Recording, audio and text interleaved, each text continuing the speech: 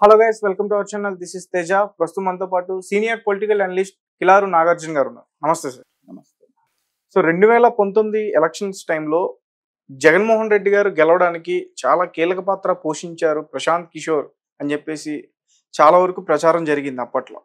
దాని తర్వాత రీసెంట్గా ఆ పార్టీని విడిచి ఆయన బయటకు వచ్చేసారు. తర్వాత మళ్ళీ చంద్రబాబు నాయుడు గారితో కూడా కొన్ని పర్సనల్ మీటింగ్స్లో కలిశారు. అది అందరికీ తెలిసిందే, అందరం విన్నాం. వీళ్ళైతే యూజ్ చేసుకోలేదు ఆ వ్యక్తిని. అంటే ప్రశాంత్ కిషోర్ అన్న వ్యక్తికి ముందే జగన్మోహన్ రెడ్డి ఓడిపోతాడని తెలిసి గ్రహించి బయటకు వచ్చేసాడా, లేదంటే వాళ్ళు వెళ్ళగొట్టారా? సో దీని గురించి అంటే మొదట మీరు అడిగిన ప్రశ్నకు సమాధానం ఏంటంటే 2019లో ఎందుకైనా మంచిది 2014లో దెబ్బతిన్నాం కాబట్టి అని ముందు జాగ్రత్తగా జగన్మోహన్ రెడ్డి గారు ప్రశాంత్ కిషోర్ అనేటువంటి వ్యక్తిని ఎంటర్టైన్ చేశారు స్ట్రాటజిస్ట్గా పార్టీని అధికారంలోకి తీసుకురావడానికి. ఒక పొలిటికల్ అనలిస్ట్గా నాకున్న అనుభవంతో నేను గనక చెప్పాలి అంటే అసలు ప్రశాంత్ కిషోర్ అనేటువంటి వాడు లేకపోయినా జగన్మోహన్ రెడ్డి 2019లో గెలిచేవాడు. ఓకే. ఎందుకు ఇంత కాన్ఫిడెంట్గా చెప్తున్నాను అంటే ఏంటంటే 2014 ఎలక్షన్స్లో జగన్మోహన్ రెడ్డి గారికి తెలుగుదేశం పార్టీకి ఉన్నటువంటి తేడా కేవలం 1.5% ఓట్లు మాత్రమే. అంటే ఒక 5 లక్షల ఓట్లు తేడాతోటి తెలుగుదేశం అధికారంలోకి వచ్చింది. జగన్మోహన్ రెడ్డి గారు ప్రతిపక్షంలో ఉన్నారు. అయితే అప్పుడు తెలుగుదేశం పార్టీతో ఎవరెవరు ఉన్నారు? బీజేపీ ఉంది, ఎందుకంటే అప్పుడు మోడీ గారి వేవ్ బాగా ఉంది. అవును. తర్వాత పవన్ కళ్యాణ్ ఉన్నాడు.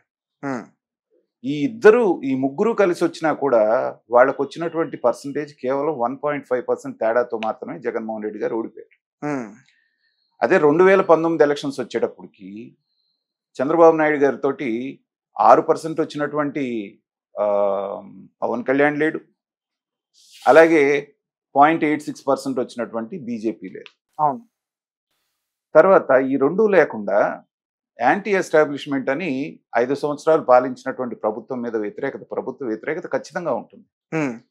ఇవన్నీ కలిపి చూసుకుంటే మనకి 2019 ఎలక్షన్లో 10% ఓట్లు తేడాతోటి జగన్మోహన్ రెడ్డి గారు అధికారంలోకి వచ్చారు. సరిపోయింది కదా. 6 + 1 7 ప్లస్ ఒక 3% యాంటీ ఇన్కంబెన్సీ అనుకుందాం.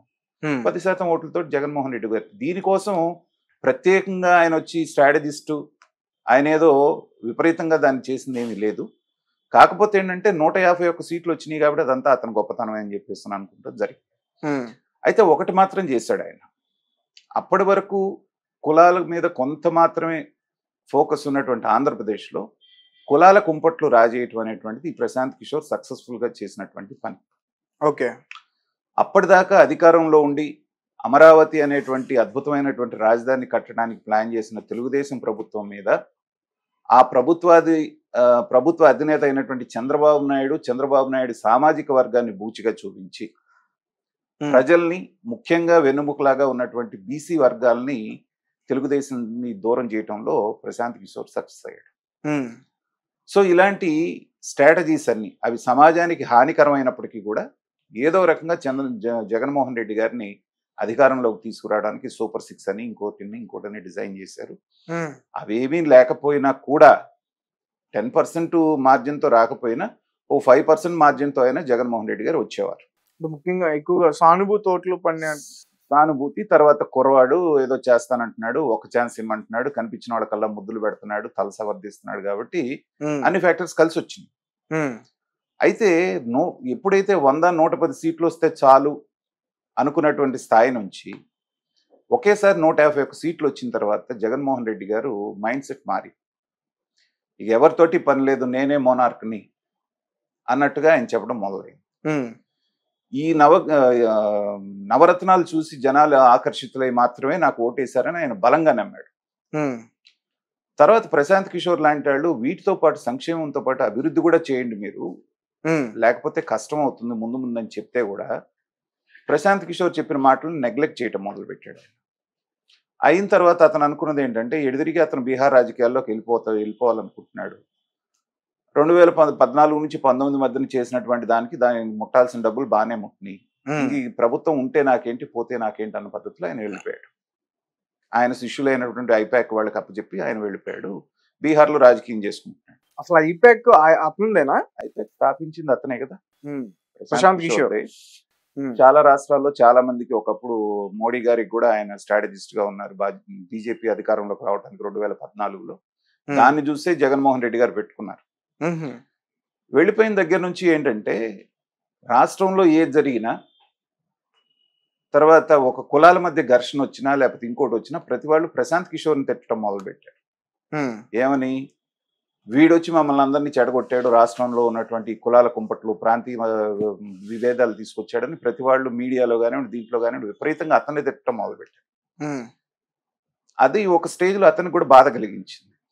చేసినప్పుడు 2-3 సందర్భాల్లో ఆయన అదే అంటూ వచ్చాడు, వాళ్ళు చేసిన చెడు కూడా నన్ను ఎఫెక్ట్ చేస్తా ఉంది, నన్నే బ్లేమ్ చేస్తున్నారు, నేను కేవలం వాళ్ళని గెలిపించడం వరకే నా బాధ్యత, కానీ తర్వాత వాళ్ళు ఏం చేస్తారని నా బాధ్యత కాదు కదా అని ఒకసారి అన్నాడు. తర్వాత ఇంకొకసారి ఈసారి జగన్మోహన్ రెడ్డి గారు చాలా దారుణమైనటువంటి ఓటమి చవి చూడబోతున్నారు అనేటువంటిది ఇంకొకసారి చెప్పడం జరిగింది ఇండియా టుడే కంక్లేవ్ లో.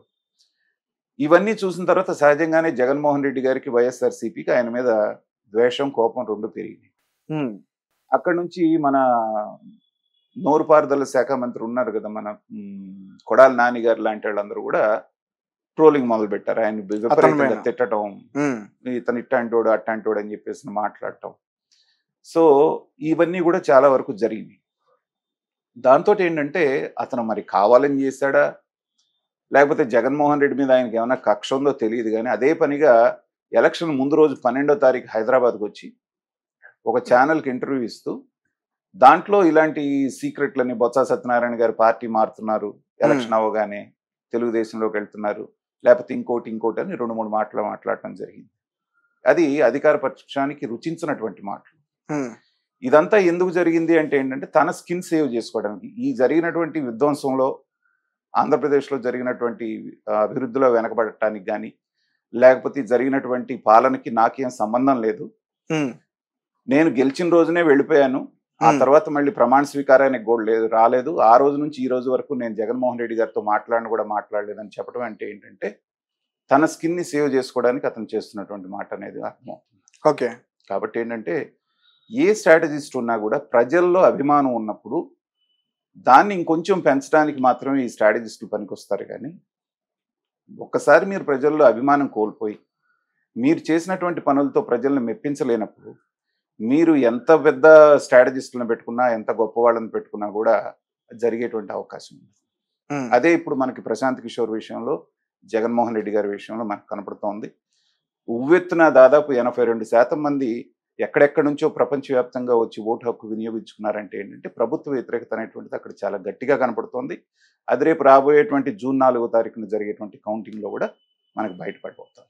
అంటే ప్రశాంత్ కిషోర్ ని ఈ కూటమి వాళ్ళు ఎందుకు యూజ్ చేసుకోలేదు అంటే ఇంతకు ముందు మోడీ గారి దగ్గర కూడా ఈయన పనిచేశారు స్టాటిస్టిక్స్ అని చెప్పేసి, మరి ఇతను ఎందుకు యూజ్ చేసుకోలేదు అంటే ఒకటి మీకు స్ట్రాటజిస్టులు రాగానే ఏమైపోతుందంటే అన్నాళ్ళుగా వాళ్ళు తీసుకొచ్చినటువంటి పార్టీ అంతా కూడా వాళ్ళ చేతిలోకి వెళ్ళిపోతుంది.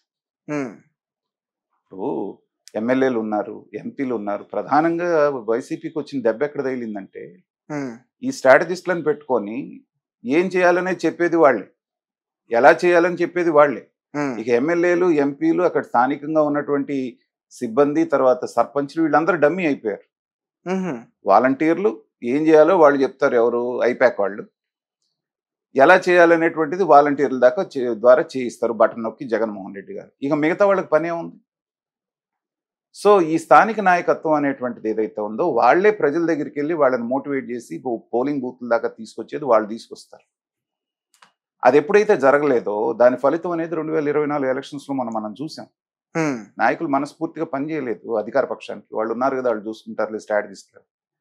ఆ విషయం చంద్రబాబు నాయుడు గారికి తెలుసు. ఎందుకంటే పార్టీ క్యాడర్ను వాళ్ళ చేతిలో పెడితే వాళ్ళ చెప్పు చేతుల్లోకి వెళ్ళిపోతే ఏమవుతుందంటే వాళ్ళు డిమోరలైజ్ అయిపోతారు. అందుకని వాళ్ళు ఒక మాస్టర్ స్ట్రోక్ ఏం చేశాడంటే చంద్రబాబు నాయుడు గారు కరెక్ట్గా ఎలక్షన్కి 2 నెలల ముందు స్పెషల్ ఫ్లైట్ పంపించి ఈ ప్రశాంత్ కిషోర్ గారిని ఆయన ఇంటికి తీసుకెళ్లి ఒక 3-4 గంటలు మాట్లాడి పంపించారు.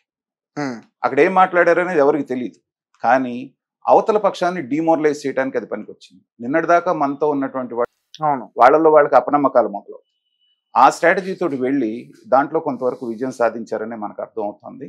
ఈ స్ట్రాటజిస్టులు అనేవాళ్ళు అంతవరకు పనికొస్తారే కానీ ప్రజల్లో లేనంత దాన్ని వీళ్ళు తీసుకొచ్చి గెలిపించేంత స్థాయి వీళ్ళకు ఉండదు.